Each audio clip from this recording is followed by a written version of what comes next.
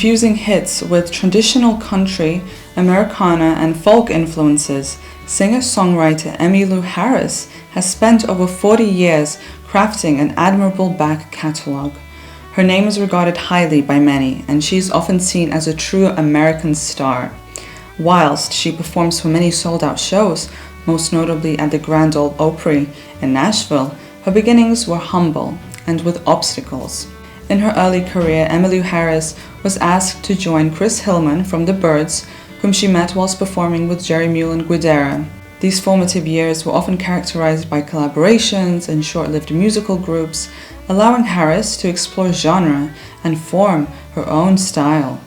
However, she notably joined with Graham Parsons to work on his rock-tinged country debut GP. Here she found a real love for country music, which she reveals in a BBC documentary entitled Beyond Nashville. The poetry and sheer beauty of the genre brought a fresh perspective for Harris, whose preconceptions were that country music was rooted in Republican politics. Within a year, tragically, Parsons was found dead, and Harris had to start over again. Actively working on her music with enduring spirit, Emmylou Harris released her first major label album with label Reprise in 1975. Although she had released a debut album, Gliding Bird, Harris herself has since disregarded it. Instead, her revised first album, entitled Pieces of the Sky, situated itself as the true start of Harris's solo career. Pieces of the Sky is made up of mostly covers spanning genres from the pop-rock Beatles track For No One to the slow country ballad Boulder to Birmingham, which she co-wrote. Lyrically, it is a perspective consumed by the grief of Graham Parsons' death. Attempting to avoid all feelings, she tries to seek things wider than herself and her life. I don't want to hear a love song. I got on this airplane just to fly, and I know there's life below me. Nonetheless, he reemerges in other aspects of her life, in the very nature of life. Delicate and controlled in her register, she confesses, "Well, you really got me this time," and addresses him directly, as if his spirit is ever present for her to communicate with. Capturing the contradicting journey and messiness of grief, each sonic component of the song joins to produce a lingering sorrow throughout. The album was not just a personal success for Emmylou Harris, however. Commercial success also came her way with the Louvin Brothers. If I Could Only Win Your Love, which reached number 4 in Billboard's US country chart. From her first release onwards, Emmylou Harris churned out regular albums once a year or twice in some cases until the end of the 1980s. Elite Hotel, another record released in 1975, embodied classic, clean country vocals and covers of songs from John Lennon, Hank Williams, and Buck Owens, to name a few. Harris herself further recorded some original work which combined light-hearted vibes with vivid imagery. Note opening track Amarillo, where she sings, "He put in another quarter, push dolly and then quarter," while he racks up 50,000 on the pinball machine.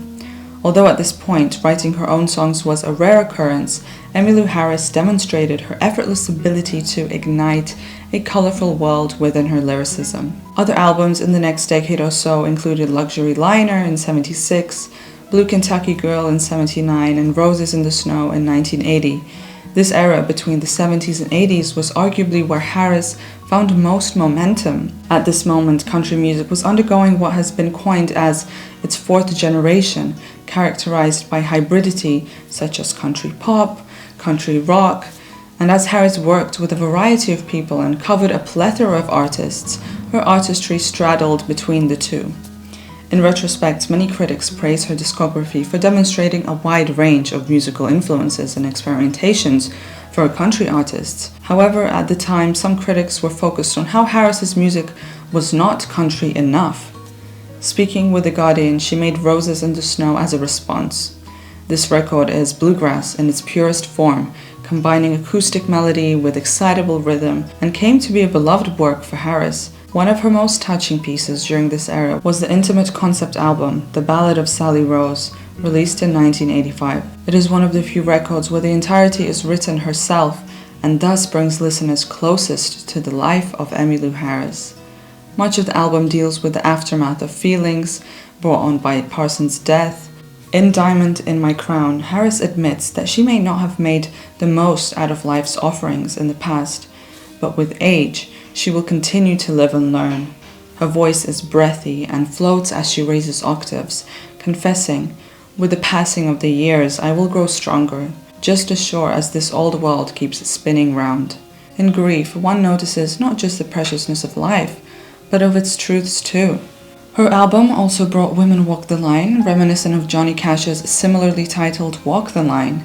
The phrase means to be loyal and authentic within a relationship, no matter what else occurs, and this is the case for Harris as she awaits her unfaithful lover's return. Although confessional, Women Walk the Line provides an empowering new perspective on something which has historically been sung about by male singers.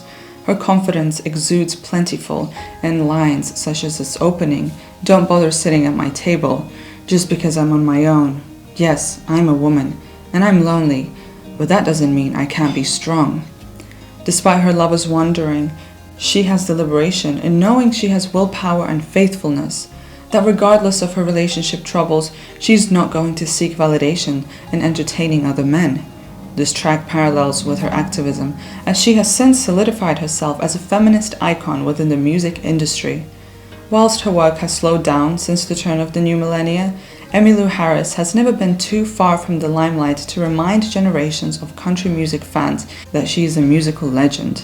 She has continued to lend her voice to many collaborations and continues to this day to deliver striking live performances. Furthermore, the 2018 Grammy Awards gave Emmylou Harris a prestigious Lifetime Achievement Award, acknowledging the scale of contribution and influence her musicianship has had on the landscape of music. Ever relevant in the realm of American music history, Emmylou Harris deservedly found her place in the Country Music Hall of Fame and in the hearts of many always. You can check out the Carliv Spotify to listen to the original tracks of the artist. It's a curated playlist with the most popular songs.